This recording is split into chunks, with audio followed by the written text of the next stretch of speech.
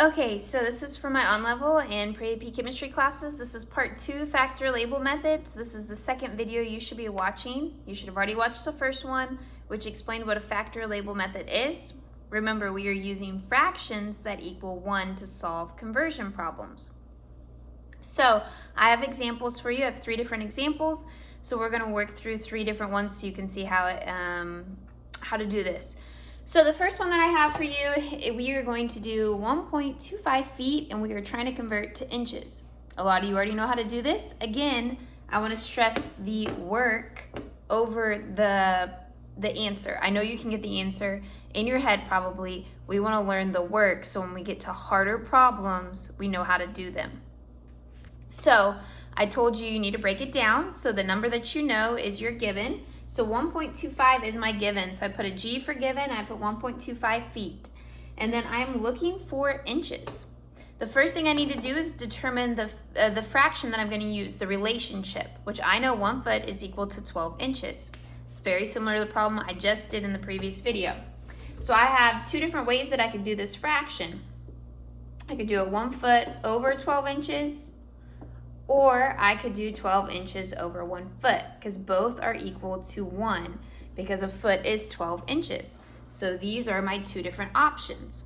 I always start with my given, so I'll be starting with 1.25 feet. If I make it into a fraction, it helps me see where my feet are at. So I just put it over 1. I divided it by 1. It doesn't change the number at all. No units on the bottom, just the units on top. So feet are on top. So I want feet to cancel out, which means I need feet to be on my bottom for my conversion, which that means this time we're using this one.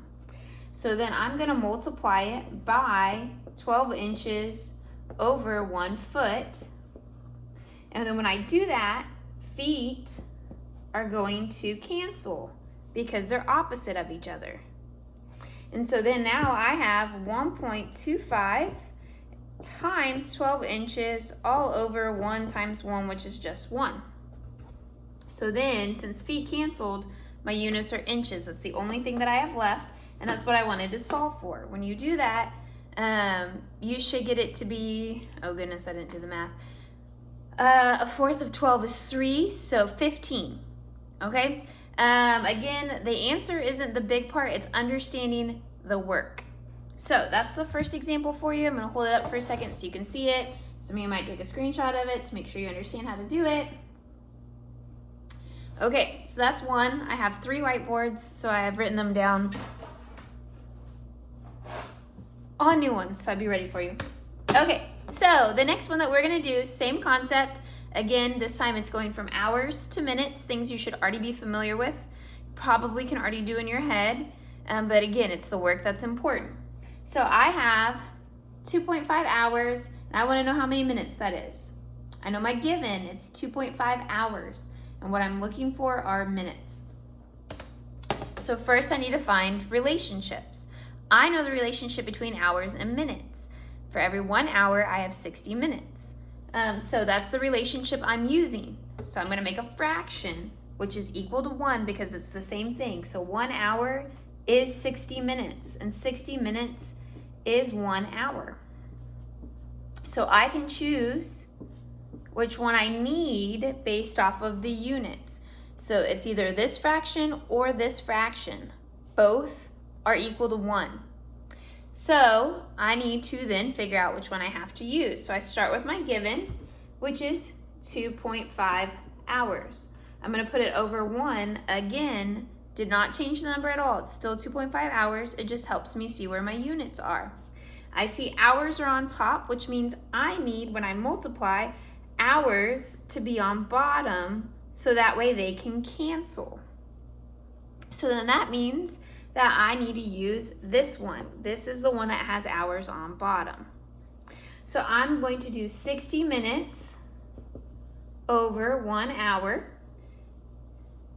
Hours cancel, and then I am doing my math. So I multiply my top numbers and I multiply my bottom numbers. It's still a fraction. We're multiplying fractions here. So it's 2.5 times 60 all over 1, because 1 times 1 is just 1. So then that answer would be, what, 150, I think, again? I'm doing really good with my math here. So that's how many minutes it would be in this time frame. And that's the work that you're doing, is trying to get units to cancel and set up. I know you can do these in your head. I know there's an easier way to do them. I know thinking about it like this is hard, but this is gonna set you up for success. So I'll show this one, and then I have one more example, and then I will stop the video, probably closer to a 10-minute video. Okay. Last example, units we're a little less familiar with, but we should still be pretty familiar since we just finished up the metric system. King Henry died drinking chocolate milk. So I have 87 meters, and I want to go to centimeters. Now, I taught y'all a really easy cheat way to do this, where you just sing the song and you move your fingers, and that's totally great, but I'm gonna show you the metric way, or the factor label method way, to help you out. So first, we have our given, which is 87, and we're trying to find centimeters. I need to find the relationship. If I think back to King Henry died unexpectedly drinking chocolate milk, to figure out the relationship, all I have to do is start with either one. So I could say 1 meter, and then I'm going to centimeters. So I'm starting at my U, and I'm going back 1, 2, which means that it's going to be 100 centimeters. For every 1 meter, I have 100 centimeters, which is true. You can grab a meter stick. You can see for every 1 meter, you have 100 centimeters. So now I can make my fractions. I could do 1 meter over 100 centimeters, or I could do 100 centimeters over 1 meter. It is the exact same distance, it's the exact same thing. It is a fraction of 1. So now I start with my given, 87 meters. I'm gonna put it over 1 just so I can see where those units are. I did not change that number. Again, I did not change the number. And then I'm gonna multiply it. I want meters on bottom and centimeters on top. You want what you're looking for to be on top, and you want what you have to be on bottom to cancel. So the one that has that is this guy right here. So I'm gonna put my 100 on top and my 1 on bottom. Meters cancel, and I'm left with just centimeters. So the answer would be 87 times 100, which if you did the King Henry died with the original answer, you would also see that you needed to move your decimal back 2 places. So it's the math that matters here. It's the math that matters. I know there's easier ways to solve these answers, but when we start to get to chemistry stuff that you've never heard of, you're gonna need to know this, and you're gonna be really happy that you do. So here's the last example before I stop the video.